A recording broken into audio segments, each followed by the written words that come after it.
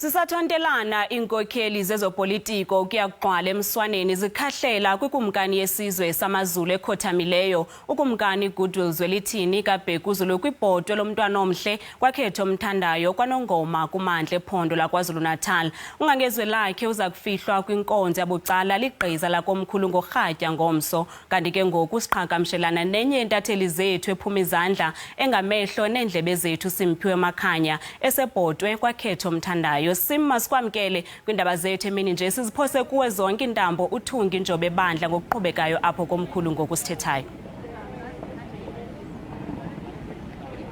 Lisa angibingelele kwena bese ngibingelele nakumbukeli wazi izindaba za SABC 1 ngalesi sikhathi ukuthi njengoba ubona ezithombeni zakho njengamanje Lisa kuyaphithizela lapha esigodlweni sikaBayede Kwakhethomthandayo KwaNongoma, nalapho khona abaholi bezombusazwe belokhu bephume inqina bezozwakalisa ke amazwi abo okuzwelana nendlunkulu kulandela ke ukuvela kwazo izindaba zokukhothama kukaBayede. Engingakusho ke Lisa ukuthi emzuzwini njengimngaki uzakuthina bekade kukhona umholi we-Economic Freedom Fighters umnumzana uJulius Malema nothe esithangamini sakhe sabezindaba lapha washo ukuthi njengeqembu iEFF bazwelana kakhulu nomndeni wasendlunkulu nendlunkulu yonkana ngoba phela bayalazi iqhaza likaBayede abelibambile ikakhulukazi ekulweleni indaba eziphathelene nokuthuthukiswa kweindawo zasemakhaya kanjalo neindawo eziphathelene nomhlaba.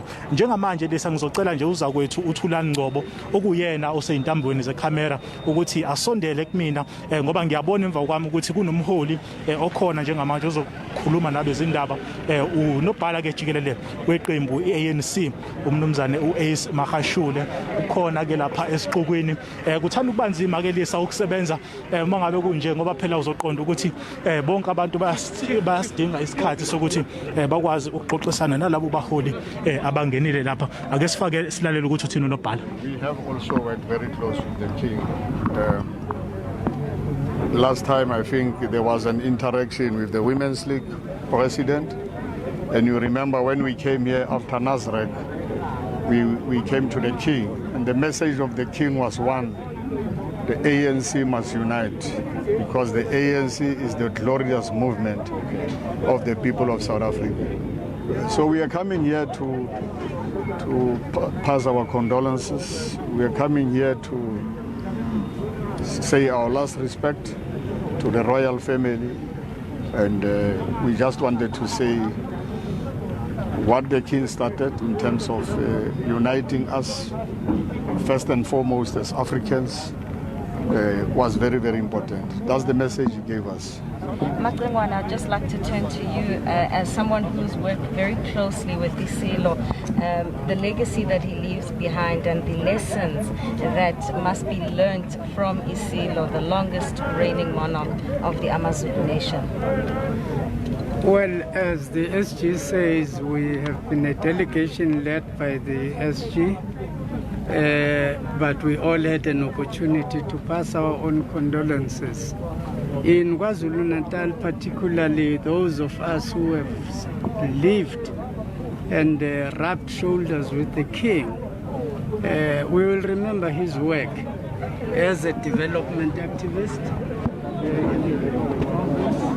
Okay, Lisa ke okade ekhuluma njengamanje umnumzane uWillis Mchunu nowayenguye ke undunankulu wesifundazwe lapha kwaZulu Natal. Ngaphambi kwalokho unobhala weqembu umnumzane uAce Mahashule uyasho ke naye ukuthi njengeqembu bakubone kunesidingo kubalekile futhi ukuthi badlulise nabo amazwi abo okuzwelana nendlunkulu. Abanye abaholi abaqavile singababalula lesabakhona lapha manje kubalwa ke ungqongqoshe lo obhekelele izindaba zokuthuthukiswa komhlaba neindawo zasemakhaya unkosikazi uThoko Didiza. Iphini likaMengameli wezwe ke nalo Lisa umnumzana uDavid Mabuza ukhona lapha ngaphakathi esigodlweni. Njengamanje sibuyisele intambo kwenegoli Lisa. Sibambe ngazo zozibini kugumede nointatheli elijelo Simphiwe Makhanya esasaza ngqo Kwakhethomthandayo KwaNongoma kwibhotwe lekumnkani yesizwe samaZulu ekhothamileyo ukumnkani Goodwill Zwelithini kaBhekuzulu.